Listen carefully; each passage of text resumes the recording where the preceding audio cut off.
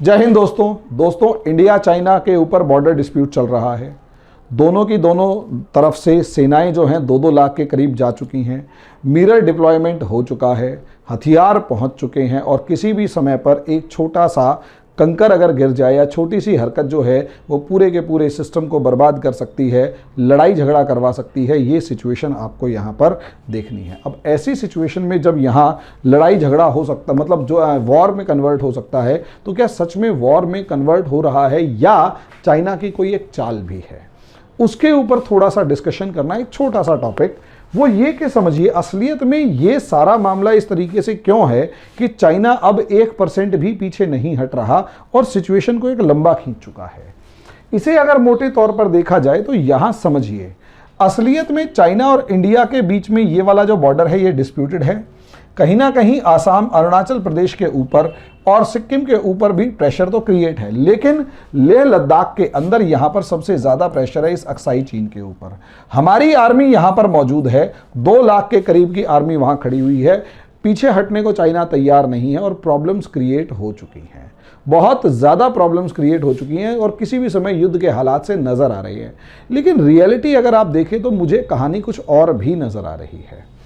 असलियत में यहां कहानी तालिबान से रिलेटेड भी है और चाइना का एक तालिबान प्रेम शुरू से रहा है।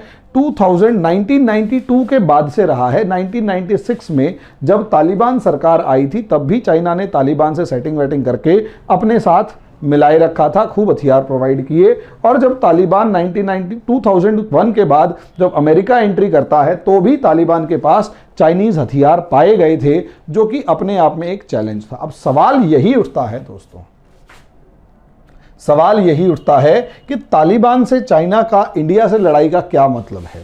तो बिल्कुल मतलब है, बिल्कुल मतलब है। इसमें कुछ खबरों को आपस में जोड़कर देखना चाहिए, जोड़कर यह देखना चाहिए कि असलियत में, मतलब मैं एक प्लान बना रहा हूं, खबरों को बाद में जोड़ेंगे। प्लान मतलब बता रहा हूं चाइना का क्या है कि इंडिया की आर्मी को एंगेज करो इस पे, चाइना के बॉर्डर पे, ताकि इंडिया की आर्मी पाकिस्तान बॉर्डर के ऊपर डिस्प्यूट या डिस्टरबेंस क्रिएट ना करे। अगर इंडिया की आर्मी यहां डिस्टरबेंस क्रिएट करती है तो पाकिस्तान को अपनी आर्मी का बड़ा हिस्सा इंडिया के बॉर्डर पे तैनात करना पड़ेगा।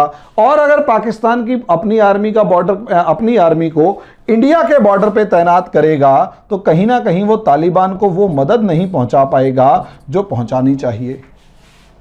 इसलिए चालाकी देखिए, पाकिस्तान ने इंडिया के साथ अप्रॉक्सीमेट मार्च अप्रैल में सीज फायर कर लिया कि ठीक है अब हम आपसे नहीं लड़ेंगे। और सीज फायर करने के बाद पूरी की पूरी फोर्स, एक बड़ा हिस्सा फोर्स का डिप्लॉय कर दिया अफगानिस्तान की बॉर्डर के ऊपर। अफगानिस्तान के बॉर्डर पे जैसे ही पाकिस्तान की आर्मी पहुंचती है वहां से कहीं ना कहीं एग्रेशन शुरू हो जाता है। सोचकर देखिए, इंडिया पाकिस्तान के बीच में जो सीज फायर है वो फरवरी मार्च में होता है और फरवरी मार्च में हमने वीडियो बनाई है उसमें कि भैया इंडिया और पाकिस्तान का सीज फायर हो गया है। इंडिया पाकिस्तान का सीज फायर होते ही कहीं ना कहीं पाकिस्तान की सेना तालिबान के बॉर्डर पे पहुंच गई, यानी पाकिस्तान ने अपनी पोजीशन मजबूत कर ली, तालिबान ने अपनी पोजीशन मजबूत कर ली। अब जैसे ही पाकिस्तान और तालिबान ने अपनी पोजीशन मजबूत करी, अब तालिबान ने अफगानिस्तान पे हमला करना शुरू किया और पीछे से पाकिस्तानी आर्मी सपोर्ट प्रोवाइड कर रही है।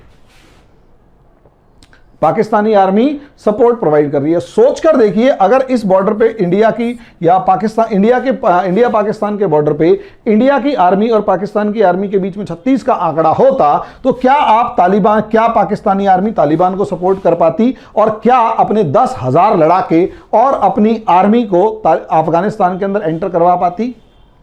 नहीं।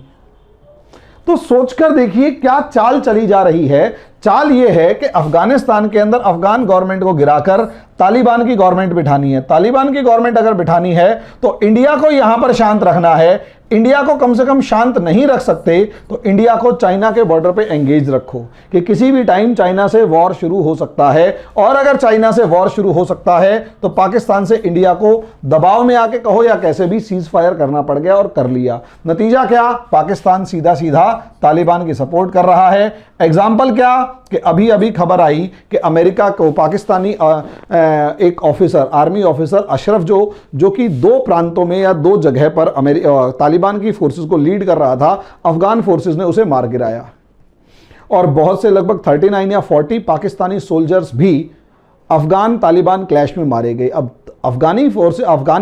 अफगान तालिबान क्लैश के अंदर पाकिस्तानी फोर्सेस का मारा जाना, पाकिस्तानी सोल्जर्स का मारा जाना, यह दिखा रहा है कि पाकिस्तान की आर्मी की डायरेक्ट इन्वॉल्वमेंट है, और वो तभी पॉसिबल है जब इंडिया की तरफ से बॉर्डर उनको शांत मिल रहा हो। और यहां इंडिया के ऊपर प्रेशर क्रिएट करके बैठा हुआ है चाइना। तो सोचकर देखिए कहां जाकर किसको सपोर्ट किया ताकि किसकी गवर्नमेंट बन जाए। यह एक खुले तौर पर चाल नजर आ रही है अफगानिस्तान की, मतलब चाइना की तालिबान को सपोर्ट करने के लिए, पाकिस्तान को सपोर्ट करने के लिए। और इंडिया मजबूरी में एक ऐसी सिचुएशन में फंसा हुआ है जो यहां से वो अपना दोनों तरफ टेंशन्स क्रिएट नहीं कर सकता, और उसे यही एक रीजन है कि चाइना के चक्कर के अंदर, चाइना ने जिस तरीके से फंसा रखा है, इंडिया को अफगानिस्तान में हारना पड़ रहा है। अब आगे किस हद तक ये लोग जाते हैं या क्या सिस्टम बनता है वो तो समय ही बताएगा, लेकिन इतना तो दोस्तों ज़रूर है, पक्का है कि कहीं ना कहीं इस टाइम पर टेंशन्स क्रिएट हो रखी हैं, और इंडिया की फॉरेन पॉलिसी के लिए इस टाइम पर सबसे बड़ा चैलेंज है। और चाइना और पाकिस्तान इंडिया की फॉरेन पॉलिसी पे, खासकर अफगानिस्तान के मामले में काफ़ी ज़्यादा डोमिनेट कर रहे हैं, भारी पड़ रहे हैं। अब आगे कहाँ तक जाती है सिचुएशन वो तो वक्त ही बताएगा। अभी के लिए जहाँ तक है वो मैं आपसे डिस्कस कर चुका हूँ। धन्यवाद।